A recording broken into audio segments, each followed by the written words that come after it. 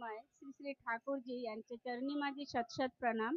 परमाराध्य जगज्जननी श्री श्री बडमा यांची चरणी माझे शतशत प्रणाम. परमपूज्यपद श्री श्री वडदा, परमपूज्यपद श्री श्री आचार्य देव पूजनीय अविंद दादा सर यांच्या चरणी माझे शतशत प्रणाम. आणि इथे उपस्थित सर्वांना माझे प्रणाम आणि आनंदित जय गुरु. सर्वांना जेवणाचा घाई आहे वाटत आहे, जेवायचे वेळही झाले आहे. मी जास्त वेळ घेणार नाही. मला वेळेवर उपस्थित केले, मी जास्त नाही 5 ते 7 मिनिट घेतो.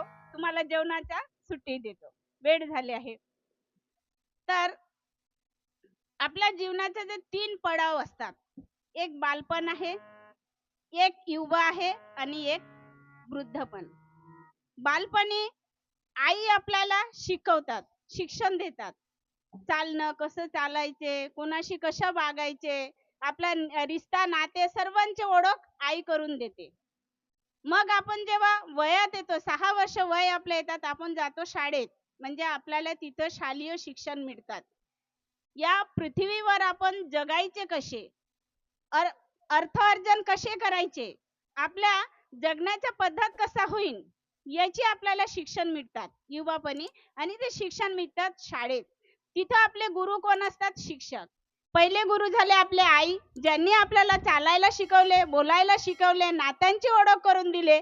आणि दुसरा गुरु आहे आपले शिक्षक, ज्यांनी आपल्याला जगात कसे वागायचे, का करायचे आहे, आपल्या जीवनाचे उद्देश काय आहे हे शिकवले आहे.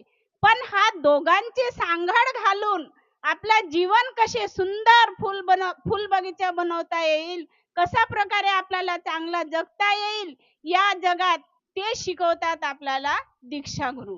म्हणून जीवनात दीक्षाची खूपच फार आवश्यकता आहे.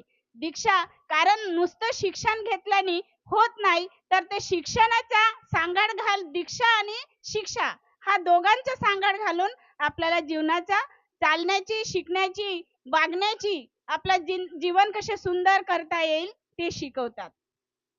आता दीक्षा म्हटलं तर गुरु कसा असावा? दीक्षा आपण घेणार आहे, पण गुरु कसा असावा हा प्रश्न पडतो. गुरु जिवंत गुरु असावा. जिवंत गुरु असावा. आपण आता जिवंत गुरु कसे ओळखू? कोण आहे जिवंत गुरु? कोणाची आपण दीक्षा घ्यावा? कशावरून आपल्याला ओळखता येईल?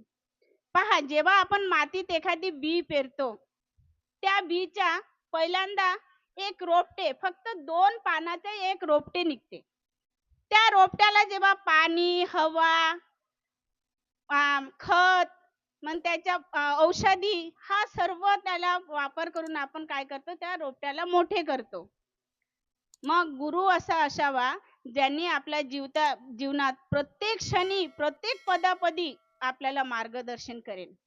आणि खरंच आपण भाग्यवान आहे की आपल्याला अशा गुरु लाभले आहे की नुसतं दीक्षा देऊन काही थांबले नाही, आपल्याला त्या दीक्षाचा जीवन ठेवण्यासाठी आपल्याला पंचनीती दिली आहे. जजन, जाजन, इष्टविती, शस्तायनी, सदाचार. जेणेकरून हा पंचनीतीचा पालन करून, म्हणजे हवा, पाणी, खत, औषध, फवारणी सर्व आपल्याला दिले आहे की ज्याचे वापर करून तुम्ही तुमचा हा जो एक म्हणजे हे झाड आहे, हा एक बगीचा, हा बगीचा तुम्ही सुंदर फुलवा, असे आपल्याला मार्गदर्शन दिले आहे. आणि इथपर्यंतही थांबले नाही. कधी कधी काय होतं बघा, कितीही आपण खत घातलं, पाणी घातलं, कितीही आपण औषध फवारणी केलं, तरी पण एखादी वेळा आपल्याला असं वाटतं की हा झाड काही वाढत नाही आहे. जे शेतकरी आहे त्यांना समजेल की एवढं खत पाणी एवढं सर्व करून सुद्धा हा झाड का नाही वाढत आहे. मग शेतकरी काय करतो, त्या जडाच्या भोवती त्याला हळूहळू माती खोदतो. म्हणजे तिथला माती काय करतो, ढिला करून देतो, जेणेकरून ते झाड वाढायला पाहिजे. आणि पहा, आपलं किती सौभाग्य आहे, आपल्याला तो झाड सुद्धा लाभले आहे. तो जो झाडाला आपले जे लोक दीक्षा घेऊनही जे शांत झाले होते, जे दाबले होते, त्यांना पुन्हा खोदून काढायला आपल्या गुरुने पाठवले आहे डीपी वर्क. जे आपला दाबले गेले होते, जे नाहीसे झाले होते, त्यांना पुन्हा कसे खत पाणी घालून त्यांच्या त्या रोपट्याचे जे माती घट्ट झाले होते त्या मातीला खोदून ढिला करून ते पूर्ण वाढवण्यासाठी डीपी वर्क म्हणून आपल्याला एक मार्गदर्शन मिळाले आहे. हे आहे जिवंत गुरु. म्हणजे आपला पदोपदी आपल्याला मार्गदर्शन मिळत आहे. आपण जिथं आपला खुटत आहे तिथं आपल्या येऊन मार्गदर्शन नाही, तुम्ही थांबायचे नाही, पुढे चला, जीवनाचं अजून पुष्कळ काही आहे.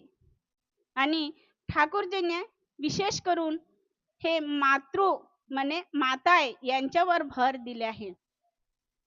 खरं तर काय म्हणतात, माती कितीही चांगलं असलं, रोपटे कितीही चांगलं असलं, जर माती चांगलं नसेल, बी आपण तुम्ही किती महाग बी घाला, लावा, किती खत पाणी घाला, पण माती जर चांगला नसेल तर तिथे आपल्याला जे फसल आहे ते आपल्याला चांगलं मिळत नाही.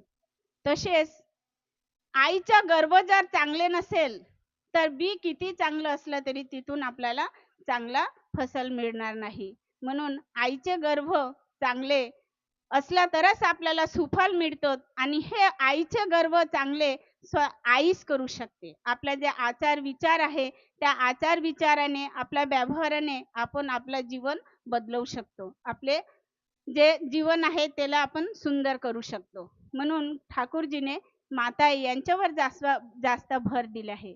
मराठीमध्ये एक म्हण आहे की एक आई जर शिकली तर देशातील हजारो तुरुंग बंद होईल. म्हणजे तुरुंग म्हणजे जेल बंद होईल, एक आई जर शिकली तर आई सुशिक्षित झालं तर आपल्या देशात जे घडत आहे चोर, गुंडा, बदमाशी, जे नानाविध जे हे काम होत आहे ते सर्व थांबून जाईल. त्यासाठी काय पाहिजे, आईचे गर्भ चांगले पाहिजे, आई सुशिक्षित पाहिजे. फक्त सुशिक्षित नाही तर शिक्षणासोबत संस्कारही चांगली पाहिजे. तेव्हा जाऊन आपलं चांगलं काही घडू शकतो. चांगला आपल्यातून जे पुढच्या पिढी होईल ते पिढी चांगला होऊ शकतात. म्हणून आईवर जास्तच त्यांनी हे दिले आहे. आपला कशी आहे, विश्वास नाही आहे आपल्यामध्ये, विश्वास कमी झाला आहे. आपण दीक्षा घेतलं, इथं खूप सारे रीती रिवाज आहे, म्हणतात की हे करा ते करा, इष्टभीती करा, रोज म्हणजे आंघोळ करूनच सर्व करा. स्वयंपाकाला तरी हे सहसा सर्वांमध्ये नसतात की स्वयंपाक करून म्हणजे आंघोळ करून स्वयंपाक करायला पाहिजे. तर आमच्या जे आपण जो दीक्षा घेतला आमच्या गुरुच्या याच्यात आहे की तुम्ही पहिले स्वतःला स्वच्छ करा, मग तुम्ही जे आहार बनवता ते करा. तर असे पुष्कळ लोकांचा गैरसमज आहे, खूप सारे नियम आहे. मग हा नियमाचा पालन कसे करायचं, आपल्याने हा नियमाचं पालन होत नाही. म्हणून काय करतात, जिथं आपल्याला थोडंसं सोयी मिळतात तिथं चालले जातात. म्हणजे आपल्यामध्ये विश्वास नाही आहे की आपण जे जिवंत गुरु पकडलो आहे त्या गुरुच्या सान्निध्यात राहायला, त्यांनी जे आपल्याला दिले आहे पंचनीती, त्या नीतीचं जर पालन केलं तर आपले जीवन सुंदर होऊ शकते. कोणी येऊन म्हणतात, तुम्हाला माहित आहे का तिथं नाही का एक असे गुरु आले आहे, त्यांनी अशी दीक्षा देत आहे, असं असं होत आहे, तिथं सर्व काही आपल्या मनोकामना पूर्ण होते. मग आपण काय करतो, आपल्या गुरुला बाजूला ठेवतो आणि मग तिथे धावतो तिथं. मग तिथेही जर आपल्याला काय फायदा नाही मिळाला, मग तिसरा व्यक्ती येऊन म्हणतात, अगं नाही तिथेही एक बाई येऊन आहे, ती अशी अशी सांगत आहे, चल बरं आपण तिथे जाऊ, तिथे गेलं तर आपल्या सर्व इच्छा पूर्ण होईल. आपण तेही सोडून देतो, तिथे पुन्हा धावतो. मग याच्यात काय होते, ना आपल्या गुरुच्या मिळते, ना त्याही गुरुच्या मिळते, ना तिथले मिळते, कुठलाही आपला मिळत नाही. कारण आपल्यामध्ये काही नाही आहे, विश्वास नाही आहे. आपला विश्वास आपण कुठंतरी हरवलो. म्हणून एकावर विश्वास ठेवा आणि त्यांनी जे तुम्हाला नीती दिली आहे त्याचे पालन करा आणि आयुष्याची सुख मिळवा आणि अवश्य ते सुख तुम्हाला मिळेल. मी सर्वांना एकदा जयगुरु म्हणतो, इथे संपवतो. जेवणाचा वेळ झाले, सर्वांनी जेवणाचा आस्वाद घ्या आणि मला ऐकले त्याबद्दल मी तुमच्या सर्वांना